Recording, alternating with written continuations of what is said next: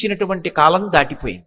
సుగ్రీవుడిచ్చినటువంటి కాలం దాటిపోయింది కాబట్టి వెనక్కి వెడితే సుగ్రీవుడు చంపేస్తాడు. సుగ్రీవాజ్ఞ ఖచ్చితంగా తిరిగి రాకపోతే శిరచ్ఛేదం చేస్తానన్నాడు. వెనక్కి వెడితే సుగ్రీవుడు చంపేస్తాడు.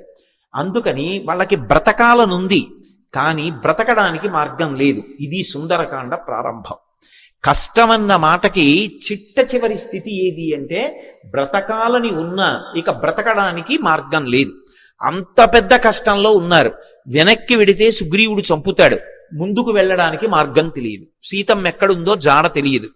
అందుకని ప్రాయోపవేశం చేశారు. మేమందరం చచ్చిపోతామని పడుకున్నారు.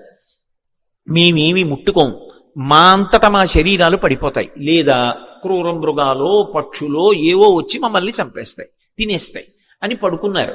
నిజంగా వాళ్ళు